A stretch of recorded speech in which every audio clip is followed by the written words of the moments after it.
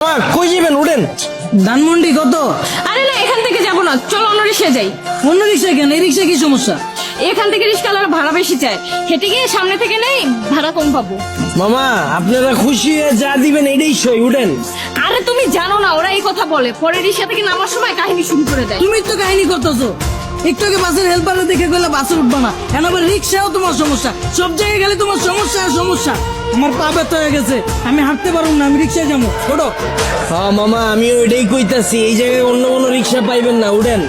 ওঠো ওঠো, চলো মামা। কি খেলা দেখাইলি রে টুম্পা, শিখলাম। মামা তুমি টুম্বা কইলা কে? টুম্বা কেডা?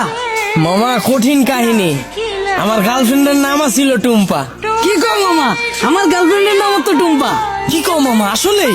হ্যাঁ, কিন্তু মামা তুমি রিক্সা চালাও আর প্রেমও করো, ব্যাপারটা কিন্তু ইন্টারেস্টিং। না মামা, প্রেম করি না তো, করতাম। আর রিক্সা চালায় তো প্রেম করি নাই মামা।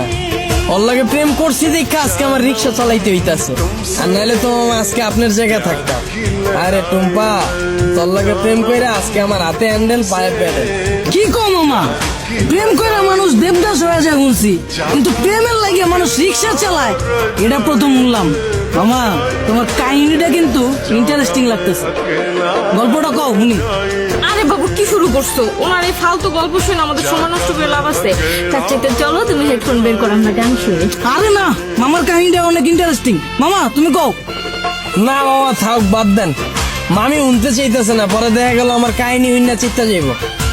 আরে মামা তুমি তোমার গার্লফ্রেন্ডের কাহিনী কইবা, এটা তো হয় চেতবকে। কও মামা শুনি। মামা কি কমু দুঃখের কাহিনী, ও একটা জিনিস আছিল মামা, খালি চুস্ত। সুস্থ মানে? পুরা কাহিনী কই মামা, শুনেন তাইলে সেনা বুঝবেন। ওর মায়ায় বইরা মামা একটা চাকরি করতাম, ওই চাকরিটাও গেছে গা। ওর আর কি করার, বন্ধু বান্ধবের টাকা ধার লয়ে ওর লগে দেখা করতাম। মাসের ভিতরে 15 দিনে দেখা করতাম মামা, 15,000 চুইসা লাইতো। কেমনে মামা? মামা হয়তো মাইয়া ছিল না মামা, হয়তো পিশাচা ছিল, রক্তের মতো টাকা খালি চুইসা খায়া ফেলাইতো। তাও মামা মনের বুঝ দিতে পারতাম, যদি মামা দইরা রাখতে পারতাম। মামা গার্লফ্রেন্ড গেছে কে কেমনে? মামা আমার চাকরি তো চুষেই দিছে। এরপরে মামা বন্ধু বান্ধবের যে টাকা ধার করছিলাম, ওর টাকা তো আর শোধ করতে পারি নাই। পরে আর নতুন করে ধার দেয় নাই, এর লেগে 10 দিন ধরে ওর লাগে দেখা করতে পারি নাই। পরে ভাই অন্য জায়গায় যায় ভাই চোষা শুরু করে দিছে। পরে পরে আর কি মামা, 1 বছরে 10 লাখ টাকা চুষা দিছে। পরে এই 10 লাখ টাকা শোধ করার লেগে মামা এই যে রিক্সা চালাই না শুরু করলাম। চাকরি করে তো মামা এই টাকা শোধ করা সম্ভব না। মামা তোমার কপালটা আসলে খারাপ আছিল, কিন্তু মামা আমার কপাল কিন্তু চান কপাল। আমার গার্লফ্রেন্ড আমার অনেক ভালোবাসে, আর মামা আমিও কিন্তু আমার বন্ধুদের থেকে টাকা ধার লয়া পরে লয়া ঘুরি।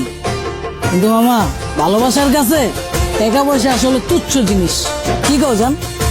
মামা আপনার লেগে দোয়া করি মামা, খালি জীবনে একটাই আফসোস, যারে আম খাওয়া শিখাইলাম এখন আর আম খায় না মামা, আপেল খুঁজে। আর 2 দিন পর পর নতুন বয়ফ্রেন্ড আমার রিক্সায় উঠে। কি কও মামা? তোমার গার্লফ্রেন্ড তোমার চুষা তোমার রিক্সায় উঠে আবার বয়ফ্রেন্ড লয়া? মামা আমি যদি তোমার জায়গায় হইতাম তাইলে 2 ডালে 2 গালে ঠাড়া বইরা দিতাম। কি কো মামা, আসলেই? হ্যাঁ, তুমি দরকার হইলে আমার নাম্বার লয়ে লও, অগরে যখন পাইবা আমার নম্বরে কল দিবা। দরকার হইলে আমি আইসা অগরে থাবড়ে যাম। কিলো থামাইছো কে?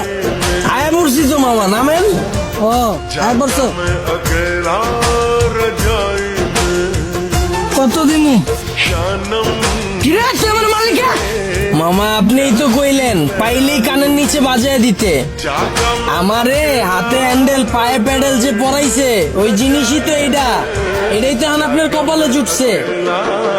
আর আপনি কইলেন না হেল্পার রে দেখা উঠতে চায় নাই বাসে, ওই হেল্পারও আমার মতোই চাকরি করতো, ওরে চুইসা হেল্পার বানায় দিছে, এরপর আপনারও ধরছে।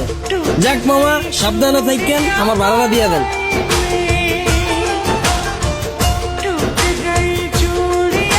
আর মামা চুষা শেষ হইলে যদি রিক্সা লাগে আমার জানায়েন মামা, রিক্সা আমার পরিচিত আছে এলাকায়। কি খেলা দেখাইলি রে টুম্পা, শিখলাম।